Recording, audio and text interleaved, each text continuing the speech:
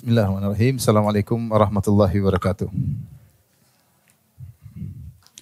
Alhamdulillahi ala ihsani wa syukru lahu ala taufiqihi wa amtinani. Asyhadu an la ilaha illallah wahdahu la syarika lahu ta'ziman li sya'nih wa asyhadu anna Muhammadan abduhu wa rasuluhu da'i ila ridwani. Allahumma salli alaihi wa ala alihi wa ashabihi wa ikhwani. Ibu yang dirahmati oleh Allah Subhanahu wa taala, demikian juga Bapak yang ikut hadir. Pada kesempatan bahagia ini kita akan bahas tentang seorang istri yang solehah ya, yang dikenal dengan Ummu Darda, yaitu istri dari Abu Darda. Abu Darda radhiyallahu anhu memiliki dua istri yang dikenal dengan sebutan Ummu Darda dua-duanya. Hanya saja yang pertama disebut dengan Ummu Darda Al-Kubra, yaitu Ummu Darda senior, dan yang kedua disebut dengan Ummu Darda As-Sugra, yaitu Ummu Darda yang junior. Heran. Jadi dua-duanya adalah wanita-wanita salehah. Adapun Ummu Darda Al-Kubra, maka namanya adalah Khairah bintu Abi Hadrat Al-Aslami. Khairah bintu Abi Hadrat Al-Aslami, seorang wanita salehah yang dikenal juga dengan ilmunya dan juga meriwayatkan hadis dari Nabi SAW, dan dia adalah sahabiyah. Sahabiyah yaitu bertemu dengan Nabi SAW dan beriman dengan Nabi SAW. Adapun yang junior, maka dia bukan sahabiyah. Dia tidak bertemu dengan Nabi SAW, tapi dia seorang tabi'iyah, bertemu dengan sahabat ya. Siapa itu sahabat? Sahabatlah orang yang bertemu dengan Nabi SAW dan beriman kepada Nabi dan meninggal dalam kondisi beriman. Adapun tabi'i, yaitu orang yang tidak bertemu dengan Nabi, tapi bertemu dengan sahabat dalam kondisi Islam dan meninggal juga dalam kondisi Islam. Nah, istri Abu Darda yang pertama, yang senior, Ummu Darda, ini sahabat. Kita tahu tentang keutamaan sahabat.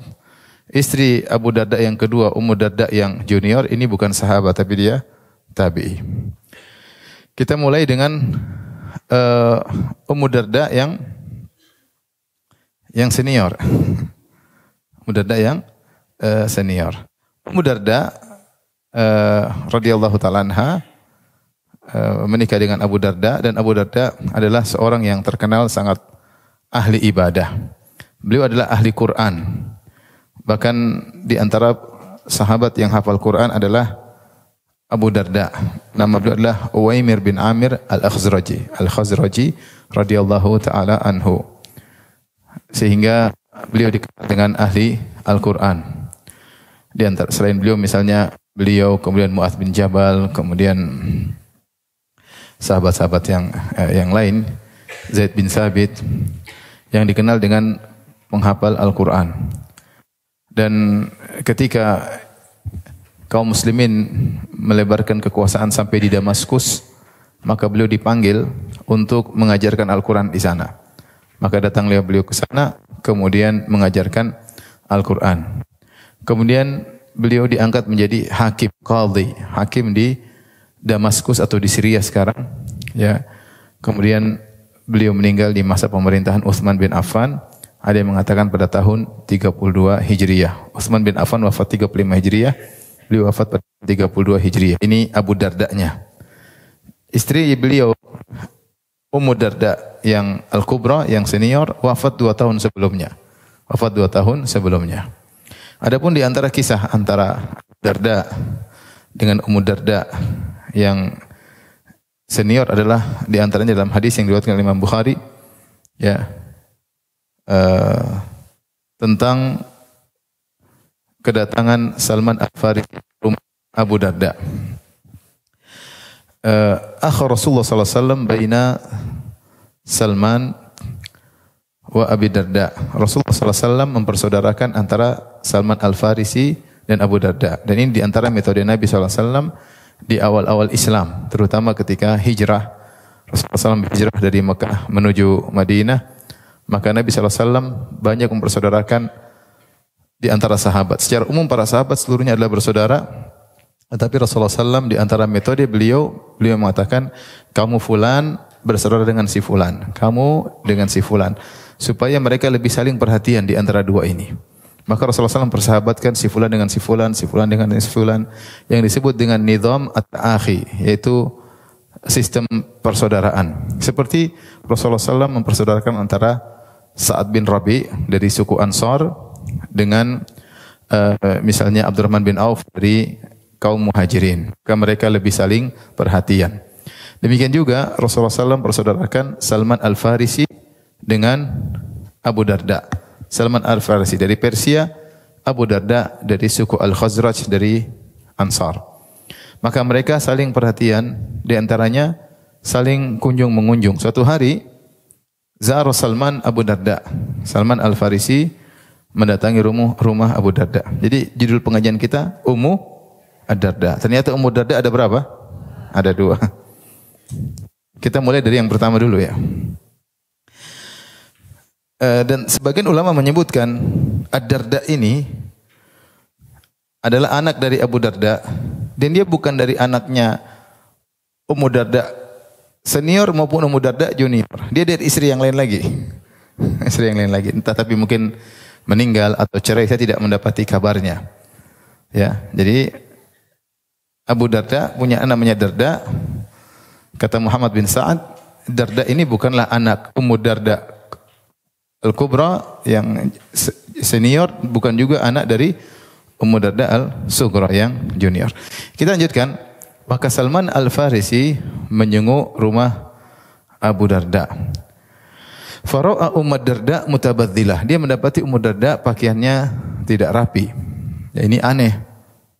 Maka Salman pun bertanya, "Ma sya'nuki? Kenapa engkau mutabadzilatan, engkau memakai pakaian yang tidak rapi?" Ini sudah pernah kita singgung bahwasanya ini dalil bahwasanya kebiasaan para sahabat dahulu, mereka berhias untuk suami mereka. Selama mereka di rumah, maka mereka berhias dan berias untuk suami mereka. Makanya Rasulullah SAW melarang kalau ada orang yang pulang dari safar untuk nyelonong masuk rumah malam hari. Kalau dia datang malam hari, hendaknya dia datang di pagi hari.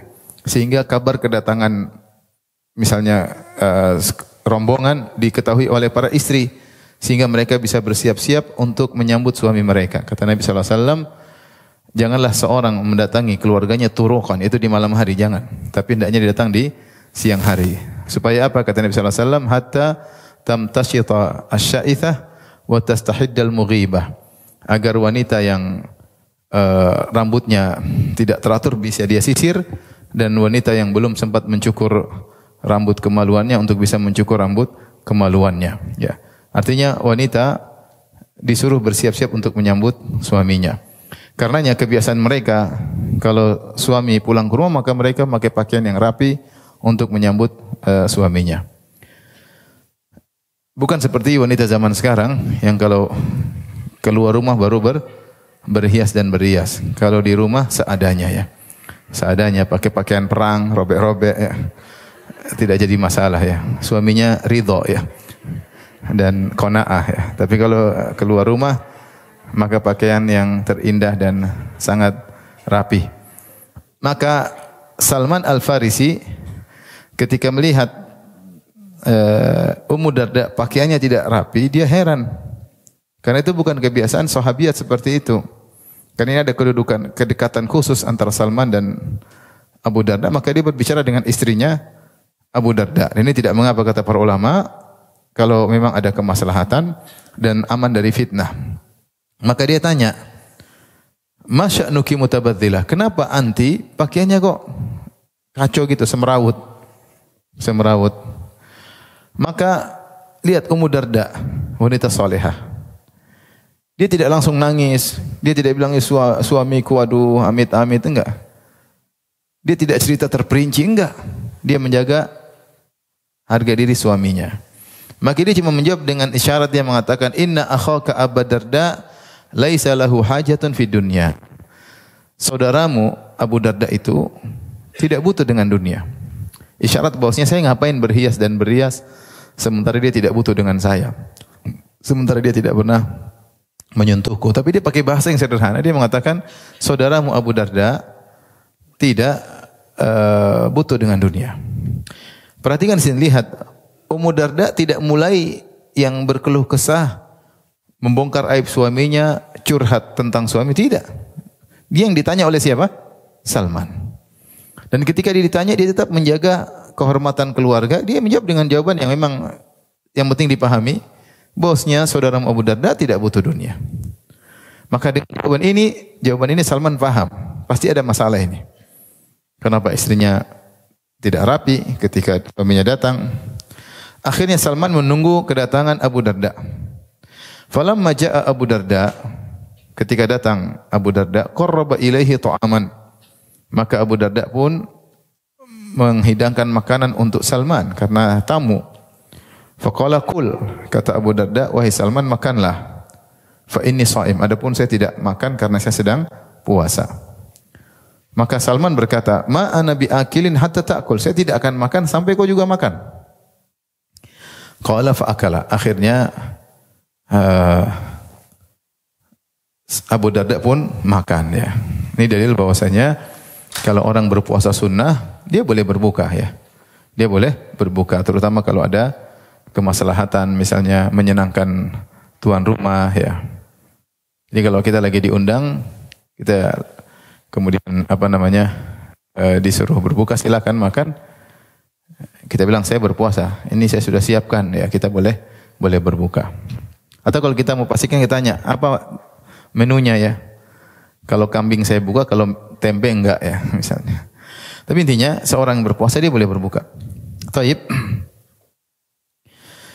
Akhirnya Salman memaksa Abu Darda untuk buka puasa. Akhirnya mereka makan bersama. Falamma kana al-lail, akhirnya ternyata Salman tidak pulang. Salman masih di situ. Ketika tiba malam hari, zahaba Abu Darda liyaqum. Abu Darda di awal malam sudah pingin bangun salat malam. Faqala lahu Salman, nam, kata Salman, tidur dulu, belum saatnya. Masih di awal malam. Fanama. Thumma dhahaba yakum. Kemudian berapa lama kemudian dia bangun lagi ingin salat malam. Faqala lahu, nam, kata Salman, tidur, belum saatnya. Fanama. Dia pun tidur lagi. Sudah 2 kali bangun disuruh tidur. Falamma kana inda subh qala Salman qumil an. Ketika sudah menjelang pagi, yaitu sepertiga malam yang terakhir, maka Salman berkata, qumil an, sekarang saatnya apa? Bangun. Faqama fa shallaya, mereka pun bangun dan mereka pun salat malam. Faqala, setelah itu Salman Al-Farisi kemudian memberi nasihat. Perhatikan di sini, Salman Al-Farisi juga ketika ada informasi dari Ummu Darda, dia tidak langsung menghukum, tapi dia cross check langsung. Dia tidur di situ, dia cek. Kenapa Ummu Darda mengatakan suamiku tidak butuh dengan dunia? Ternyata dia cek benar. Ternyata siang hari puasa, malam hari salat malam. Kalau gitu kapan menyentuh istri? Paham? Jadi Salman tidak langsung ngambil kesimpulan, tidak langsung marah kepada Abu Darda, tapi dia cek langsung, dia tidur di situ, ternyata benar. Temannya dia ini, saudaranya ini ternyata sangat rajin beribadah. Qawaman sawaman. Kalau siang hari puasa terus, kalau malam dari salat malam sejak awal malam, sangat suka dengan ibadah. Setelah Salman sudah memastikan memang kondisi Abu Darda begitu suka dengan ibadah sehingga dalam tanda kutip Ummu Darda Al-Kubra, Ummu Darda yang senior, terbengkalai atau terlalaikan atau tidak diperhatikan, maka saatnya dia menasihati saudaranya. Maka dia berkata, inna li nafsika alaika haqqan. Sungguhnya badanmu, jiwamu punya hak, yaitu hendaknya engkau istirahat. Jangan salat malam dari awal. Wa li rabbika alaika haqqan, dan Rabbmu punya hak, yaitu salat malam, puasa. Oke, enggak ada masalah. Allah juga punya hak. Wa li dhaifika alaika haqqan. Ingat, tamumu juga punya hak untuk dijamu, ya, untuk diajak ngobrol. Tamu juga punya hak. Wa inna li ahlika alaika haqqan, dan ingat istrimu juga punya hak. Fa'ti kulladzi haqqin haqqah, maka berikanlah masing-masing haknya. Salman nasihati Abu Darda, dan perhatikan bagaimana, lihat Salman nasihati Abu Darda, dia tidak langsung, dia mulai dengan jiwamu punya hak untuk istirahat. Allah punya hak untuk kau ibadahi, salat malam, puasa. Tamumu punya hak untuk ditemani, dijamu. Baru kemudian terakhir istrimu punya hak. Dia tidak mulai dari istri, tapi dia mulai dari hak-hak yang lain sehingga dia seakan-akan tidak ada laporan sebelumnya.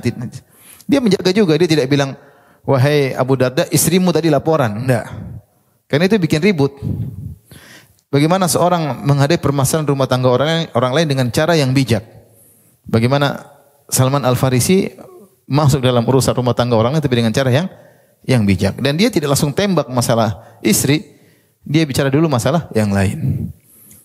Bahkan masalah istri dia akhirkan, dia katakan, dirimu punya hak untuk kau istirahat, Allah punya hak untuk kau ibadahi, kemudian tamumu juga punya hak untuk kau ngobrol, untuk kau hormati, kemudian istrimu juga punya hak dan berikanlah masing-masing haknya. Abu Darda kemudian pergi ke masjid, sholat subuh di Masjid Nabawi, kemudian menyebutkan hal ini kepada Nabi sallallahu alaihi wasallam. Bosnya ini saudaraku Salman, ya Rasulullah bilang begini. Maka apa kata Nabi sallallahu alaihi wasallam? Shadaqa Salman. Telah benar apa? Salman.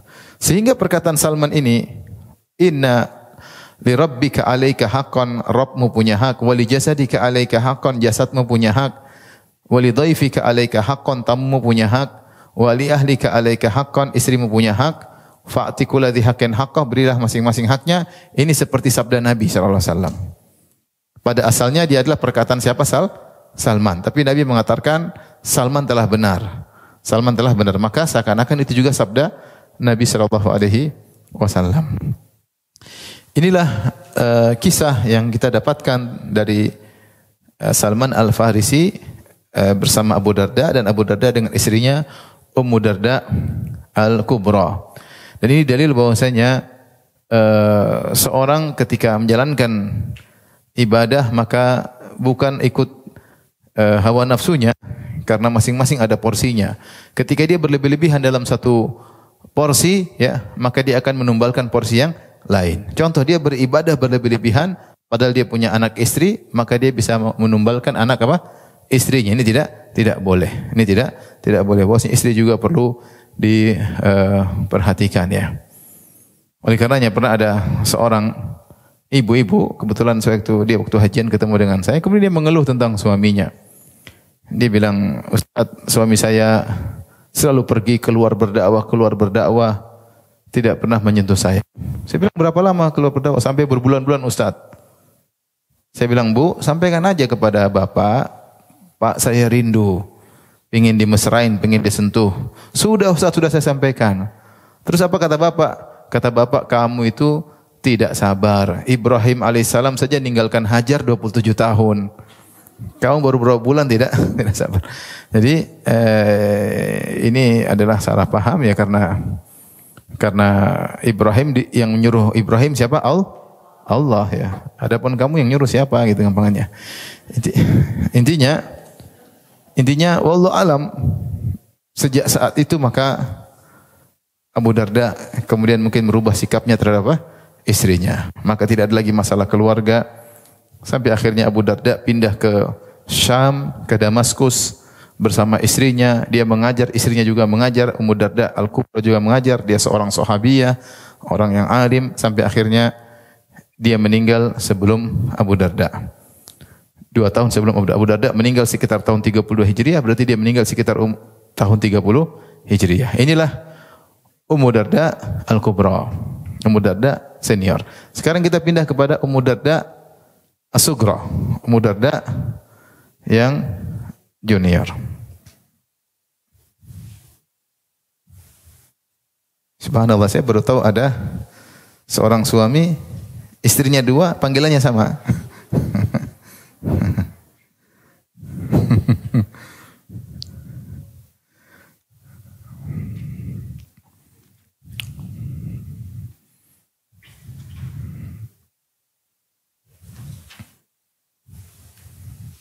Adapun Ummu Darda As-Sugra, maka namanya adalah Juhaimah bintu Huyai Al-Wassabiyah. Ada yang mengatakan Al-Awsabiyah. Asalnya dari Himyar, dari Yaman, kemudian tinggal di Suriah bersama suaminya. Jadi disebut Al-Himyariyah yang menunjukkan Yaman, Ad-Dimashqiyah yang menunjukkan dia tinggal di Damaskus, tapi asalnya dia dari Yaman. Namanya Hujaimah. Hujaimah bintu Huyai. Hujaimah bintu Huyai al-Wasabiyah. Al-Wasabiyah. Al-Wasabiyah. Beliau dikenal dengan Ummu Darda As-Sughra. Ummu Darda As-Sughra.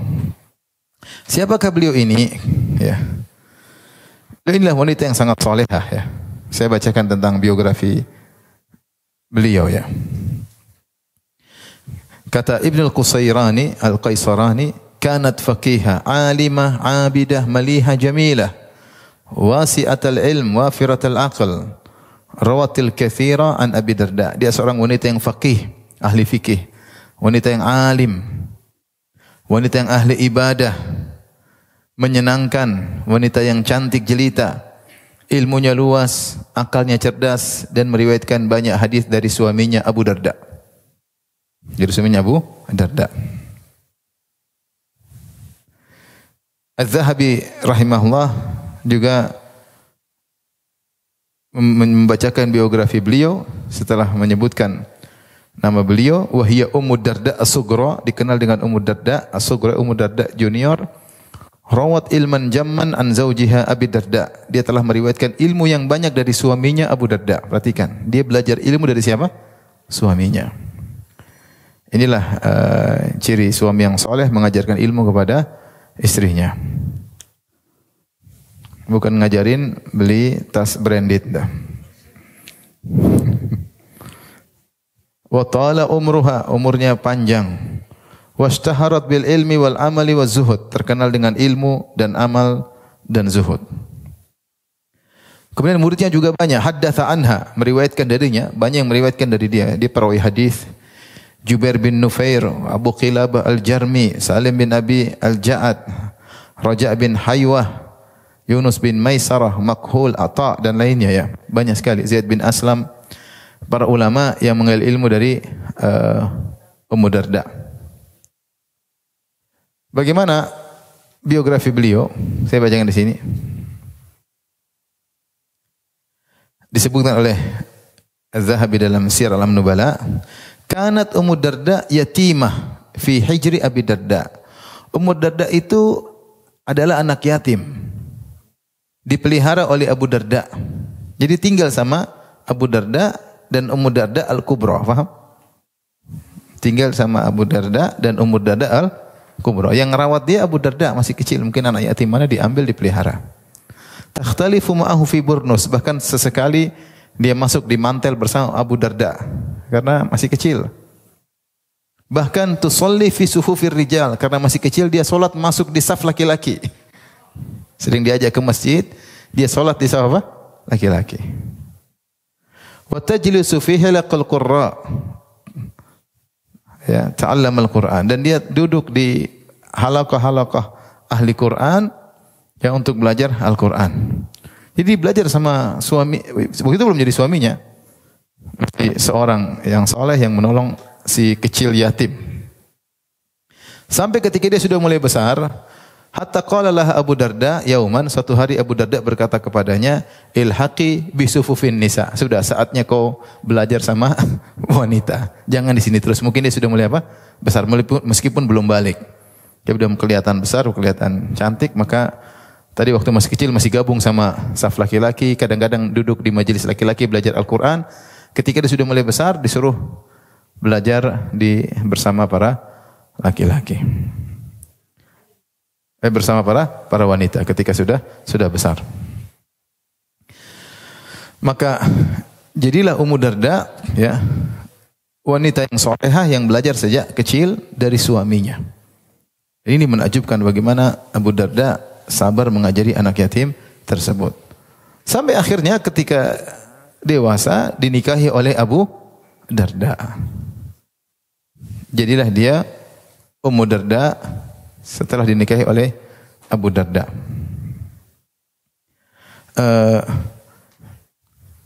Kemudian jadilah dia wanita salehah dan dia menemani kehidupan rumah tangga Abu Darda sampai Abu Darda meninggal dunia. Abu Darda meninggal dunia sekitar tahun 32 Hijriyah. Ummu Darda ini karena dia waktu dinikahi masih sangat muda, dia masih hidup lama setelah wafatnya Abu Darda. Dia wafat pada tahun 81 atau lebih Hijriyah.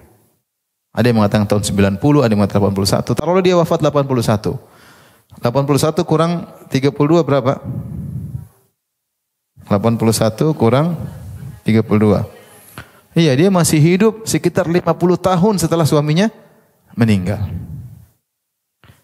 Dia terkenal cantik jelita. Terkenal cantik jelita. Oleh karenanya setelah dia meninggal dunia, dia dilamar oleh Muawiyah radhiyallahu taala anhu. Siapa Muawiyah? Muawiyah ketika itu kalau bukan gubernur Syam, karena di zaman itu, di zaman Utsman bin Affan, gubernur Syria adalah Muawiyah. Kemudian Abu Darda hakimnya, paham? Abu Darda hakimnya. Ya. Setelah Abu Darda meninggal dunia, maka yang melamar Ummu Darda adalah Muawiyah. Kalau dia ngelamar masih di zaman pemerintahan Utsman, berarti ketika itu Muawiyah statusnya sebagai gubernur. Kalau dia melamar di zaman pemerintahan Muawiyah, berarti Muawiyah khalifah. Saya tidak tahu kapan dia melamar Ummu Darda. Tetapi kalau bukan sebagai gubernur, sebagai apa? Khalifah. Dan ingat, Muawiyah ini dari Quraisy.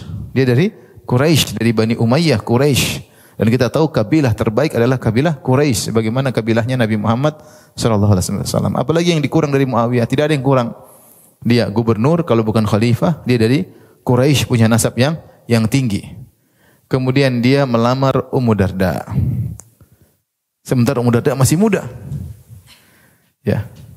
Kira-kira kalau Abu Darda meninggal mungkin dia masih belasan atau masih 20-an, masih sangat muda, masih sangat muda. Maka ternyata lamaran Muawiyah ya ditolak oleh Ummu Darda. Ummu Darda radhiyallahu taala anha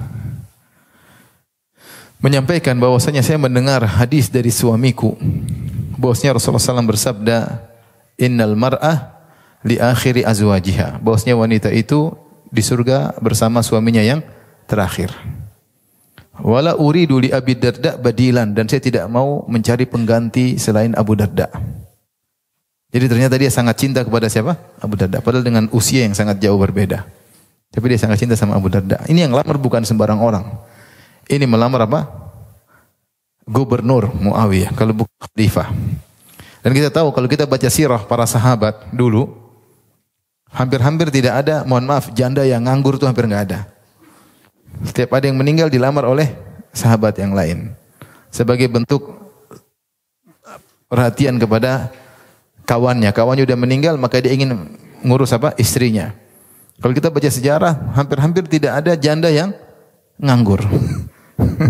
Jadi janda, kalau sudah janda ditunggu masa idahnya selesai langsung dilamar. Itu bentuk saling tolong menolong ya. Yang itu hilang di zaman sekarang. Hilang atau tidak? Hilang. Saya cuma cerita ya, jangan salah paham. Intinya Ummu Darda dilamar oleh Muawiyah. Dan Ummu Darda tidak mau. Kenapa? Ummu Darda sangat cinta kepada Abu Darda.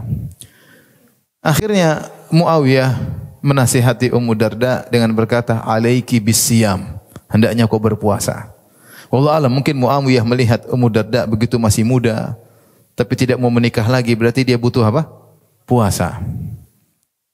Disebutkan dalam riwayat ya, Ummu Darda pernah berkata ketika Abu Darda mau meninggal dunia. Jadi yang meninggal dulu Ummu Darda Kubra, yang junior meninggal, 2 tahun kemudian baru Abu Darda. Ketika Abu Darda akan meninggal dunia, maka Ummu Darda junior berkata kepada suaminya, "Innaka khatabtani ila ahli." Wahai Abu Darda, kau telah melamarku dari keluargaku. Fid dunya, ketika dunia. Fa ankahuka, dan akhirnya mereka menikahkan engkau denganku. Ini Abu Darda mau meninggal dunia. Wa ana akhtubuka ila nafsika fil akhirah. Saya sekarang melamar kamu untuk di akhirat. Allahu akbar ya. Dia bilang, saya ngelamar kamu untuk di akhirat. Ya. Hendaknya kau terima lamaranku. Supaya kita menikah terus sampai di mana? Di akhirat. Apa kata Abu Darda? Fala tankihina ba'di. Kalau gitu jangan kau nikah lagi setelah aku meninggal. Kalau ingin tetap bersamaku, jangan kau nikah lagi setelah aku meninggal. Subhanallah. Ini cinta sejati dari seorang wanita kepada suami. Dan ini sudah sering saya sampaikan bagaimana potret rumah tangga para sahabat. Mereka menganggap suami mereka adalah suami yang terbaik. Seperti Ummu Salamah radhiyallahu taala anha ketika suaminya meninggal Abu Salamah, maka dia pun mengingat doa yang pernah diajarkan oleh suaminya kepadanya yang diriwayatkan dari Nabi sallallahu alaihi wasallam bahwasanya kalau orang terkena musibah maka berdoa, Allahumma ajurni fi musibati hadza wa akhlif li khairan minha. Ya Allah, berilah aku pahala atas musibahku ini. Maka Ummu Salamah pun baca doa tersebut.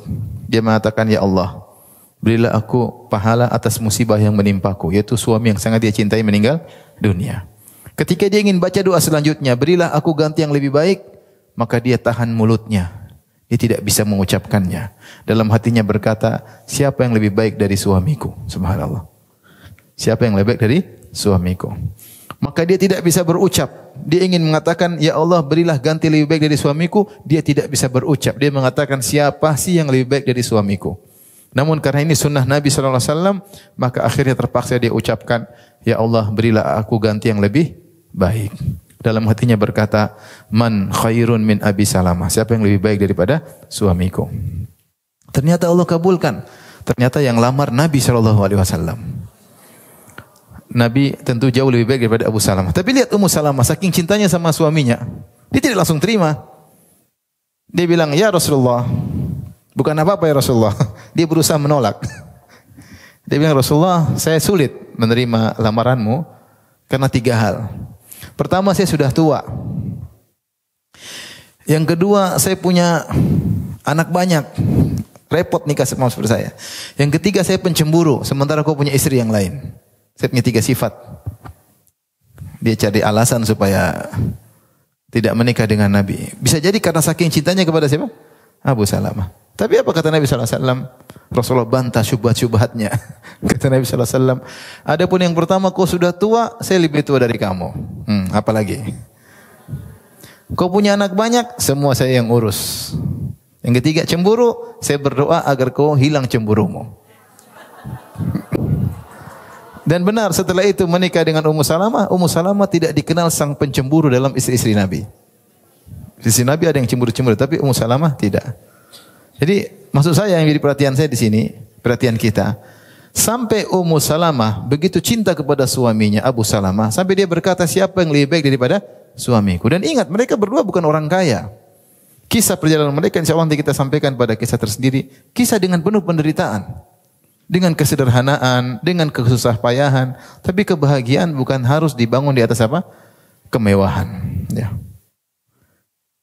Dan itulah para sahabiyat. Ya. Sebagaimana kisah istrinya Utsman bin Affan. Ya. Nailah bintul Farafisah. Yang terkenal cantik jelita dan umurnya juga beda jauh dengan Utsman. Ketika Utsman meninggal dunia, dia dilamar oleh banyak lelaki. Karena terkenal cantik jelita, bahkan dikenal giginya kalau dia sudah bicara terlihat giginya sangat indah giginya tersebut. Maka dia akhirnya patahkan giginya biar tidak ada yang melamar lagi. Kenapa? Dia tidak ingin cintanya kepada Utsman luntur. Luar biasa ya. Dan ingin hidup bersama Utsman sampai di akhirat. Dan demikianlah para sahabiyat.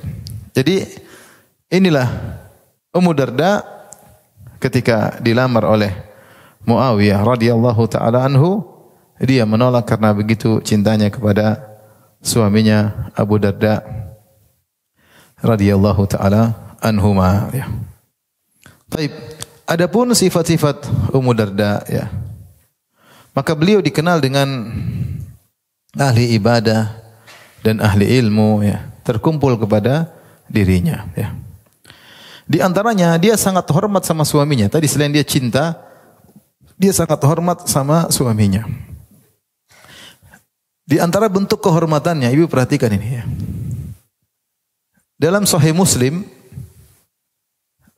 beliau meriwayatkan hadis dari Ummu Darda. Ummu Darda dalam Sahih Muslim, dia mengatakan, haddatsani sayyidi. Sungguhnya tuanku telah menyampaikan hadis kepadaku. Ya, tuanku telah menyampaikan atau majikanku telah menyampaikan hadis kepadaku, ya.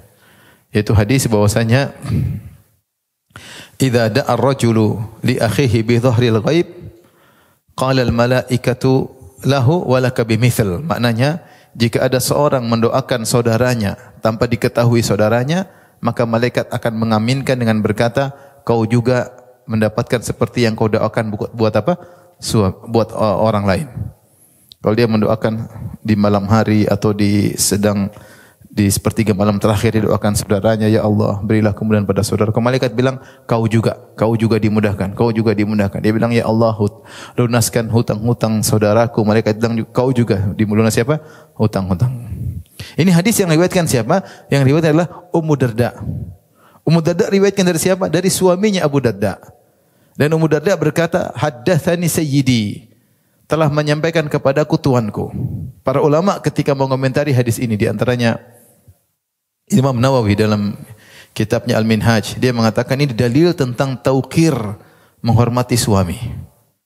Tapi dia tidak mengatakan telah menyampaikan hadis kepadaku suamiku, tidak, dia mengatakan sayyidi. Sayyidi itu biasanya diucapkan pembantu kepada tuannya, budak kepada tuannya. Dia bilang apa? Sayyidi. Jadi menunjukkan bagaimana dia sangat menghormati apa? Suaminya, sehingga dia mengatakan haddatsani sayyidi, sungguhnya tuanku telah menyampaikan hadis kepadaku, padahal yang dimaksud adalah suaminya. Maka ibu-ibu juga begitu, sama suami ta'zim. Ini pengaruhnya luar biasa. Sama suami ta'zim, hormat sama suami. Suami itu biar kalau masuk rumah dia merasa dirinya sebagai macan, bukan seperti kucing yang Kalau ibu-ibu hormati suami, ini pengaruh pada anak-anak. Anak-anak melihat bahwasanya bapak dia ini sosok yang dihormati oleh ibunya. Sehingga kalau bapak mereka nasihati, anak-anak dengar. Tapi kalau lihat bapaknya diomelin terus sama ibunya, jatuh harga diri apa? Bapaknya. Saya pikir ayah saya macan, ternyata kucing kurus kerempeng. Tiap hari diomelin apa? Ibu saya. Dan itu pengaruh dalam psikologi anak-anak. Lihatlah bagaimana sahabat mereka sangat hormat kepada suami mereka. Ummu Darda as-Sughra, tabi'iyah, sampai dia berkata haddatsani sayyidi. Ini yang mulai hilang di zaman sekarang ini. Istri tidak hormat sama suami. Saya kan sudah bilang dalam pembahasan kita sebelumnya. Allah mengatakan, ya, ar-rijalu qawwamuna 'alan nisa, para lelaki adalah pemimpin bagi para wanita. Ibnu Abbas mengatakan al-umara, suami-suami itu adalah seperti para gubernur yang berkuasa di rumahnya. Sehingga istri yang soleha, perhatikan, istri yang soleha, istri yang membuat suaminya merasa dirinya sebagai gubernur di rumahnya. Kalau ibu-ibu bisa menghadirkan perasaan tersebut dalam hati suami ibu-ibu, maka ibu-ibu istri soleha. Kalau tidak, wallahu alam. Karena hak suami itu sangat apa? Sangat besar. Ya. Kalau ada suami salah, nasihati, mas kamu begini, mas kamu. Tapi hormat sama suami. Lihatlah bagaimana Ummu Darda begitu hormat sama suaminya. Sabar dengan kekurangan suami, tetap menghormati suami. Ingat bahwasanya taat kepada suami itu karena kita taat kepada Allah. Bukan karena apa-apa, bukan karena dengar omongan orang, bukan karena perintah orang tua, bukan. Ini perintah siapa? Allah Subhanahu wa taala yang akan berikan pahala dan ganjaran besar bagi siapa wanita yang hormat kepada suaminya. Baik. Di antara kemuliaan Ummu Darda, beliau sering mengajarkan ilmu, bahkan beliau punya majelis ilmu. Disebutkan beliau 6 bulan di Damaskus dan 6 bulan di Baitul Maqdis. Jadi beliau sering 6 bulan di satu tempat di Suriah mengajarkan ilmu, terkadang beliau 6 bulan di Baitul Maqdis mengajarkan apa? Mengajarkan ilmu. Luar biasa. Dan yang hadir majelis beliau banyak, termasuk tabi'in, termasuk misalnya di antaranya Aun bin Abdullah, seorang ulama dari kalangan tabi'in. Bahkan majelis dia dihadiri oleh Abdul Malik bin Marwan, khalifah di zaman itu, hadir di majelisnya Hujaimah bintu Huyai al-Himyariyah, ya, al-Wasabiyah, ya. Jadi dia punya majelis ilmu, bahkan dihadiri oleh khalifah di zaman tersebut, menunjukkan betapa mulianya Juhaimah. Kemudian juga beliau pun mengajarkan Al-Quran. Dan di antara kebaikan beliau, banyak wanita yang suka ketemu dengan beliau untuk beribadah kepada Allah bersama beliau. Jadi kalau orang melihat beliau ingat dengan akhirat. Orang-orang banyak wanita datang ke tempat beliau, kemudian mereka berzikir kepada Allah. Yang masing-masing berzikir. Tapi dengan melihat beliau, mereka semangat untuk berzikir. Untuk baca Quran, untuk berzikir. Ya. Terkadang mereka sholat malam. Ini yang seharusnya wanita seperti ini. Ya. Bukan seperti di zaman kita, kebanyakan wanita kumpul bukan untuk ibadah. Kebanyakan untuk hal yang tidak bermanfaat, kebanyakan untuk buang-buang waktu, ya. Namun Ummu Darda tidak demikian. Suatu hari kata Aun bin Abdullah, salah seorang murid beliau, berkata, "Kunna najlis ila Ummi Darda." Kami duduk bersama Ummu Darda. Fanadhkurullaha 'indaha. Kami pun berzikir, masing-masing berzikir di sisi beliau karena ini guru mereka, dan kalau bersama Ummu Darda mereka semangat untuk beribadah. Kemudian kami berkata, faqalu la'allana qad amlalnaki. Wahai guru kami, wahai Ummu Darda, kami khawatir kami membuat engkau bosan. Ya, zikir terus. Maka Ummu Darda berkata, taz'umuna annakum qad amlaltumuni. Kalian menyangka kalian buat saya bosan? Faqad talabtul ibadata fi kulli syai'in fama wajadtu syai'an ashfa li sadri wala ahra an usiba bihi alladhi uridu min majalisi dzikr. Kata dia, saya sudah mencari ibadah dalam segala hal, aku tidak mendapati ibadah yang paling menyenangkan hatiku, yang paling memuaskan dadaku seperti zikir pada Allah Subhanahu wa taala. Bagaimana saya mau bosan? Bagaimana saya mau bosan? Dia dikenal tukang zikir, selalu berzikir kepada Allah, baca Quran, berzikir, baca Quran, berzikir. Ya, tidak ada waktu kecuali berzikir kepada Allah Subhanahu wa taala. Inilah wanita yang beriman akan adanya hari akhirat. Yang beriman bahwasanya jika seorang meninggal seluruh amalannya akan terputus. Maka hendaknya para ibu-ibu sisihkan waktu untuk berzikir kepada Allah. Ya, kurangi itu medsos, kurangi yang tidak bermanfaat, ya. Relasi-relasi mulai dikurangi. Dahulu disebutkan penduduk Madinah kalau sudah usia 40 tahun maka mereka fokus ibadah. Mereka mulai meninggalkan kegiatan-kegiatan duniawi. Kalau sudah usia berapa? 4, bukan 80, 40. Ini ibu-ibu zaman sekarang sudah usia 40 semakin banyak apa? Relasi. Semakin banyak relasi. Kapan mau fokus ibadah? Maka nasihat buat saya pribadi sebelum kita menyesal di kemudian hari. Dan juga ibu yang dirahmati Allah Subhanahu wa taala, kurangi relasi. Kita punya relasi secukupnya, teman-teman dekat, mungkin relasi bisnis secukupnya. Yang tidak bermanfaat sudah left. Agar kita punya waktu untuk apa? Berzikir. Punya waktu untuk khatam Quran. Ini bulan lewat, Quran tidak khatam. Padahal Quran baru ada. Enggak pernah kita. Aplikasi Quran semuanya ada, tapi enggak pernah dibaca. Ini repot. Nanti kalau kita meninggal gimana? Apa yang mau kita bawa di hadapan Allah Subhanahu wa taala? Oleh karenanya ini contoh nyata dari Ummu Darda, ya. As-Sughra, bagaimana beliau begitu takwa kepada Allah Subhanahu wa taala.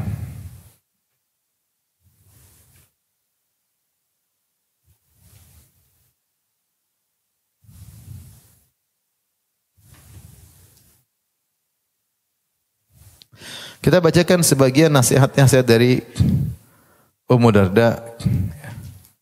Di antara nasihat beliau, Utsman bin Hayyan berkata, sami'tu Ummu Darda berkata, aku mendengar Ummu Darda berkata, inna ahadahum yaqulu Allahumma rzuqni. Sungguhnya salah seorang dari kalian berdoa, ya Allah berilah rizki kepadaku. Waqad alima anna Allah la yumtiru alaihi dhahaban wala darahim. Dan dia tahu Allah tidak akan turunkan hujan dinar maupun hujan dirham. Tidak ada hujan emas, hujan perak, enggak ada. Wa inna ma yarzuqu ba'dhum min ba'd. Sungguhnya Allah memberi rezeki kepada seorang melewati yang lain, entah jual beli, entah hadiah. Faman utiya syai'an falyaqbal. Siapa yang diberikan sesuatu pemberian, entah hadiah, entah apa, maka terima. Fa in kana ghaniyan falyadha'u fi dzil hajah. Jangan tolak. Kalau ada yang kasih hadiah, terima. Terus berikan. Kalau kau tidak perlu, kasihkan kepada yang lain. Kalau tolak mungkin enggak enak kan, menyakiti hati orang. Kalau kau dikasih dan kau punya kemampuan, terima aja. Terus kasih yang lain. Wa in kana faqiran, kalau dia miskin, falyasta'in bihi. Jangan malu-malu untuk terima. Terima aja untuk isti'anah sebagai penguat untuk beribadah kepada Allah Subhanahu wa taala. Ini maksud saya, dia cerdas dan dia realistis. Ini kalau ada yang kasih, terima aja. Ada hadiah, ada apa, pemberian terima. Kalau kau tidak perlu, kasihkan yang lain. Kalau ternyata kau perlu, gunakan untuk bisa isti'anah beribadah kepada Allah Subhanahu wa taala. Di antara nasihat beliau juga dari Utsman bin Hayyan juga beliau berkata, "Akalna ma Ummi Darda ta'aman fa aghfalna alhamdulillah." Kami suatu hari makan bersama Ummu Darda, suatu makanan, lalu kami lupa untuk memuji Allah Subhanahu wa taala. Faqalat ya baniya. Ini dia sudah sangat tua dan ini murid-muridnya masih sangat muda-muda. Dia mengatakan, "Wahai putra-putraku," wahai murid-muridku maksudnya, "La tad'u an ta'damu ta'amakum bi dzikrillah." Jangan kalian lupa untuk mencampurkan makanan kalian dengan zikir kepada Allah Subhanahu wa taala. Aklan wa hamdan. Makan sambil memuji Allah Subhanahu wa taala. Khairun min aklin wa samtin. Daripada makan diam-diam. Ini isyarat di antara adab. Kalau kita makan, di sela-sela makan kita baca apa? Alhamdulillah, subhanallah. Di sela makan kita berzikir kepada Allah Subhanallah. Bahkan dalam ketika makan, mereka masih ingat kepada Allah Subhanahu wa taala. Ini. Dan itu di antara sunnah Nabi sallallahu alaihi wasallam, yaitu dalam ketika makan juga diiringi dengan zikir kepada Allah Subhanahu wa taala. Kemudian di antara nasihat beliau juga, beliau berkata, "Ta'allamul hikmata sigharan, ta'malu biha kibaran." Pelajarilah hikmah-hikmah ketika kalian masih kecil atau masih muda, dan kalian akan mengamalkannya ketika sudah besar. Ini terkadang anak-anak kita ajarin nasihat-nasihat. Kita sampaikan. Nanti ketika besar mereka ingat, oh ini ayah saya pernah sampaikan. Kadang kita punya pengalaman kehidupan, kita disampaikan, "Nak, kamu jangan begini. Ini pengalaman hidup ayah." Mungkin dia belum mendapatkan, tapi dia akan ingat. Suatu saat ketika dia menghadapi cobaan yang mirip yang pernah kita hadapi, dia akan tahu solusinya. Jadi ketika masih kecil kita ajarin anak-anak tentang hikmah-hikmah, perkataan-perkataan bijak, menjadi pegangan pedoman bagi kehidupan mereka. Ini ide yang bagus juga kalau misalnya di sekolah dikumpulkan kata-kata hikmah yang merupakan pedoman-pedoman kehidupan. Kalau di Arab sana banyak. Di Arab sana banyak pedoman-pedoman kehidupan. Jadi kalau kita terjadi sesuatu, mereka ucapkan, mereka hafal karena mereka sering dengar dari orang tua mereka. Kata-kata hikmah itu merupakan pedoman apa? Kehidupan.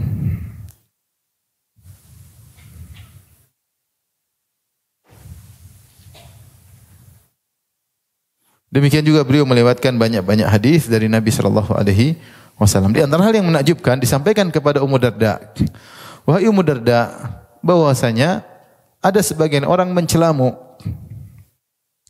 Maka dia mengatakan, subhanallah, betapa sering saya direkomendasikan dengan perkara yang tidak saya lakukan.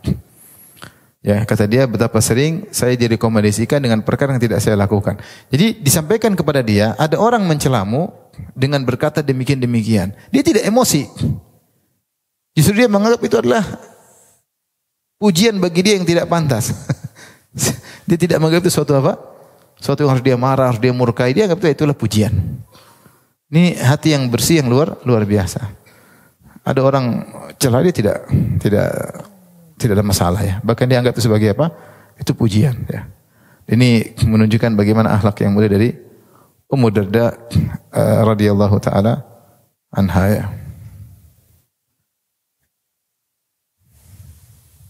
Di antara hadis-hadis yang beliau sampaikan, ini kita bahas yang terakhir dalam Sahih Muslim, Ummu Darda menyampaikan, sami'tu Abu Darda, aku mendengar suamiku Abu Darda berkata, jadi satu hari Abdul Malik bin Marwan mengirim kepada Ummu Darda bi anjat. Anjat itu perkakas rumah tangga seperti karpet, kemudian bantal-bantal, kemudian sitar-sitar, hadiah buat Ummu Darda. Ya. Di malam hari maka Abdul Malik bin Marwan khalifah memanggil pembantunya. Sepertinya pembantunya lama, tidak datang cepat untuk mengantar hadiah kepada Ummu Darda. Akhirnya Abdul Malik bin Marwan pun melaknat pembantunya. Dilaknat karena terlambat. Ketika di pagi hari, maka Ummu Darda menasihati khalifah. Dia mengatakan, sami'tuka lailata la anta khadimaka hina da'autahu. Saya mendengar semalam engkau melaknat pembantumu ketika kau panggil dia dan dia telat. Ingat, aku mendengar suamiku berkata, Rasulullah SAW bersabda, la yakunul la'anun syufa'a wala syuhada'a yaumal qiyamah. Sungguhnya orang tukang melaknat tidak akan menjadi pemberi syafaat dan tidak akan menjadi pemberi saksi bagi saudara-saudaranya pada hari kiamat kelak. Orang suka melaknat tidak akan bisa beri syafaat. Padahal syafaatlah kemuliaan. Seorang kalau diberi syafaat oleh Allah pada hari kiamat kelak, dia bisa beri syafaat kepada orang-orang yang dia cintai. Intinya dia menasihati khalifah ya, tanpa ragu-ragu untuk menasihati khalifah, kalau salah dia tegur ya.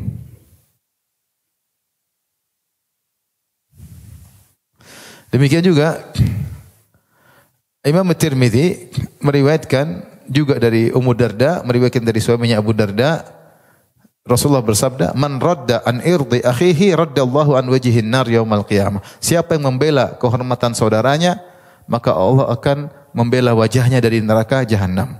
Artinya kalau ada orang mencela saudara kita, kita bela dia. Kamu enggak boleh begitu, ya. Enggak boleh begitu. Kamu enggak benar. Ini yang saya ucapkan benar. Iya, kamu benar, itu namanya ghibah, enggak boleh. Kalau kau nasihat langsung. Jadi kita bela saudara kita. Kalau kita bela saudara kita, kita akan dibela oleh Allah dari neraka Jahannam. Ini hadis diriwayatkan dari Ummu Darda, dari suaminya Abu Darda. Demikian juga Abu Daud meriwayatkan juga dari Ummu Darda, dari suaminya Abu Darda, Rasulullah SAW bersabda, "Man qala idza asbaha wa idza amsa hasbiyallahu la ilaha illa huwa alaihi tawakkaltu rabbul arsyil azim sab'a marrat kafahullahu ma ahammah." Siapa yang di pagi hari dan di petang hari berzikir hasbiyallahu la ilaha illa huwa alaihi tawakkaltu rabbul arsyil azim 7 kali, maka Allah akan mencukupkan dia dari apa yang dia gelisahkan. Tapi kayaknya hadis ini ada masalah tentang sanadnya. Intinya, inilah Ummu Darda As-Sughra yang wafat pada tahun 81 Hijriah, menjadi pelajaran bagi kita semua, terutama ibu-ibu, untuk menjadi istri-istri yang salehah. Istri-istri yang kalau dilihat mengingatkan kepada akhirat, yang kesibukannya adalah zikir kepada Allah. Kalau ditanya lagi apa? Sibuk apa? Sibuk zikir, Masya Allah. Luar biasa. Ibu kemana? Sibuk apa? Sibuk apa? Biasanya ibu apa? Sibuk ke mall.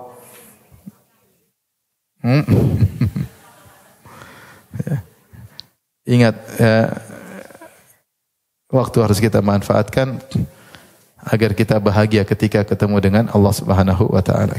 Ini saja ibu-ibu yang mungkin saya sampaikan. Saya lupa di antara perkataan Abu Darda kepada istrinya, dia mengatakan, Ummi Darda, wahai Ummu Darda. Saya tidak tahu apakah ini Ummu Darda kubra atau sughra. Ya. Tapi dia berkata, idza ghadibti fa ardaituki wa idza ghadibtu fa ardini. Ya. Wa illa sur'ana ma naftarik. Kata dia, wahai istriku Ummu Darda, kalau kamu marah, saya akan menyenangkan engkau. Kalau saya marah, senangkan diriku. Jika kita sama-sama marah, kita bakalan berpisah. Kalau kita sama suami juga demikian. Kalau lagi marah, udah kita tenang. Jangan malah kemudian teriak. Kalau istri marah, kita suami yang tenang. Kalau semua sama-sama marah, mudah untuk apa? Berpisah. Ya. Baik, demikian saja yang saya sampaikan. Kurang lebih mohon maaf. Subhanallahi wa bihamdihi asyhadu an la ilaha illa anta astaghfiruka wa atubu ilaik. Assalamualaikum warahmatullahi wabarakatuh.